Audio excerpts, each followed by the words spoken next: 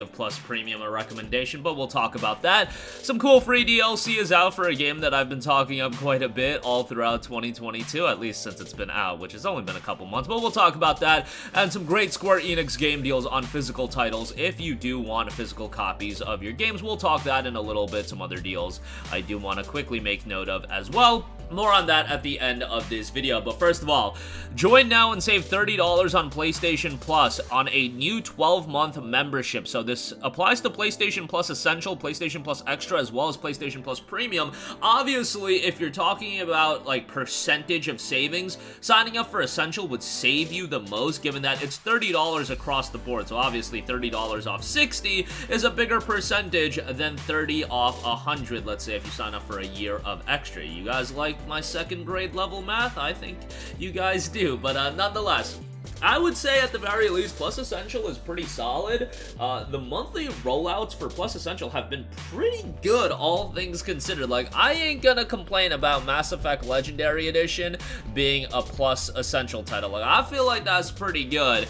And, you know, Bioimmune was a decent offering as well. And then, as I've been mentioning it whenever I talk about Plus Extra has been pretty solid across the board in terms of offering quality, consistent updates every month. I mean, when you're rolling out the entirety of Kingdom Hearts as the offerings of 1 month, and that was back in November. This month, you're talking about titles like Judgment, Yakuza 6, Yakuza Like a Dragon, Middle-earth Shadow of Mordor, Middle-earth Shadow of War. I don't think you can complain too much about Plus Extra. Now, can you say that, hey, Plus Extra still isn't on the level of Game Pass? Sure, but that doesn't mean that Plus Extra is bad. I think Game Pass is just a ridiculously good value. When you're talking about games like A Plague Tale Requiem hitting day 1 on Game Pass, High on Life is getting a lot of traction as well, and those are $60 games that are hitting day 1 on Game Pass, excuse me. Plus, you're not getting, you know, first-party titles, of course. God of War ain't gonna be there day 1, and you're not getting first-party titles from, or excuse me, you're not getting new titles from third-party publishers or anything like that. I know Microsoft wanted to work out a deal for Call of Duty eventually coming to Plus, but we'll see how that goes. It's obvious that Sony doesn't have the level of investment into PlayStation Plus Extra as Microsoft has into Xbox Game Pass. I mean, you just look at Plus Extra, it's only available on PlayStation. It's not available on PC. They're keeping it on PlayStation. They're putting, you know, a little bit of investment into it, or even a moderate amount of investment, but it's not the be-all, end-all to their services. And I think, you know, a lot of people are going to be like, that's the right way to go about it from Sony's financial viewpoint on where they're taking their business, because right now the business model that Microsoft has in place and that Sony has in place are quite different, even though they are competitors to one another, more so than, let's say, Nintendo is to Sony. And that's why the Activision drama is what it is. But nonetheless,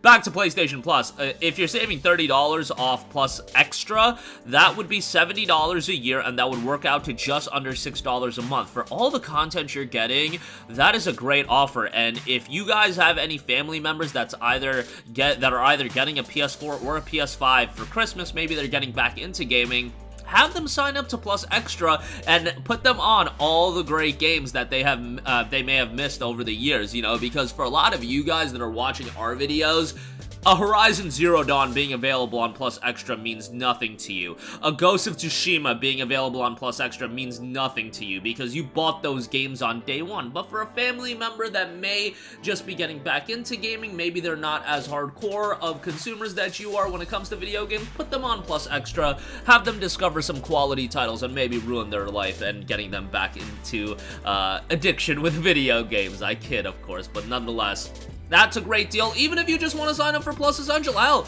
if you're going to be getting like something like Call of Duty Modern Warfare 2 during the holidays, why not sign up for Plus Essential? You'll get a slew of games this month: Mass Effect, Bioimmune, DKO, and then on top of that, you're ultimately going to be getting online play as well. I mean, like, let's be real, we shouldn't have to pay to play online, but that's neither here nor there. I mean, we're going to be paying to play online for the foreseeable future. So, yeah, that offer, by the way, will end tomorrow, so you want to jump on that as soon as possible. All right, moving on from that, Sonic Frontiers, a game that I assume that you guys are going to be as sick of me talking about this game as you guys are, like, sick of me talking about The Witcher 3, but Sonic Frontiers has some free DLC, the Holiday Cheer Series, suit that is available free right now. Bring some holiday spirit to the Starfall Islands with the holiday cheer suit. The holiday cheer suit can be equipped by accessing the title menu, then selecting the extra content sub-menu, so that is available free right now.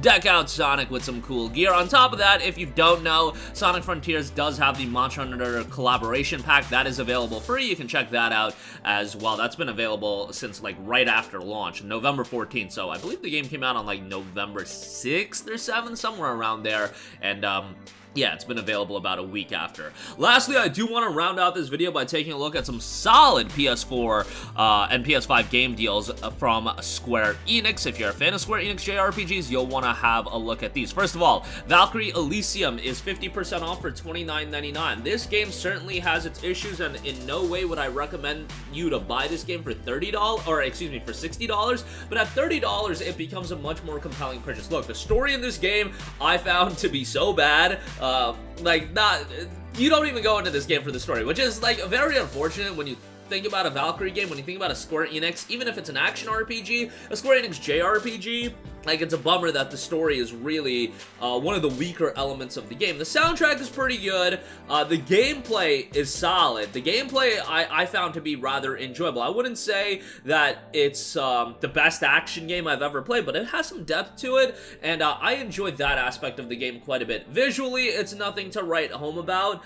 You know, it is a PS4, PS5 cross-gen title, so bear that in mind, but, you know, while it wasn't worth $60, $30 is definitely a good pickup, and I would say it's a good buy at that price point. Star Ocean: The Divine Force is at $40. Now, it is available at $42 on the PlayStation Store. What I said about this game yesterday is that there's a lot of JRPGs on the market today. You know, there's a lot of top-tier JRPGs, and Star Ocean is comfortably in the second tier in terms of quality level of JRPGs. It's a good game. It's for sure a good game. I think the action-based combat system, that's really enjoyable. Some of the traversal elements I think are really well done. I think at $60, maybe that's a little pricey. $40 becomes a little bit more palatable. I think like $30 would be the sweet spot for this game. But if you're a big JRPG fan, if you've exhausted playing the other JRPGs in your library already, not a bad pickup at all, you know. It has a pretty interesting story. Again, visually it's not blow away, but this isn't like a super big budget title. Star Ocean was never that. And guess what? Divine Force is considerably better than Integrity and Faithlessness, so we'll take what we can get as far as that's concerned. Lastly, I do want to give a shout to Tactics Ogre Reborn, which is 30% off for $35. So that initial $50 price point for Tactics Ogre Reborn was kind of high, given that this is an upgraded release of a PSP title, but bear in mind that Crisis Core just came out. That was $50 as well, and, you know, most people didn't have, you know, complaints with that. However, I would say that Crisis Core is a bit bigger of a game than Tactics Ogre. Nonetheless, Tactics Ogre is a game that has a considerable amount of depth to it. A lot of people really enjoy that tactics-based gameplay style, so if you're into that, for $35, I think this is a pretty good deal. Lengthy game as well, so check it out. I mean, it just came out a little while ago, so it's seeing any kind of discount I think is nice, and for $35, I think it's a pretty decent pickup. But that is going to do it for me. Again, last chance to sign up for PlayStation Plus with that discount. Definitely take advantage.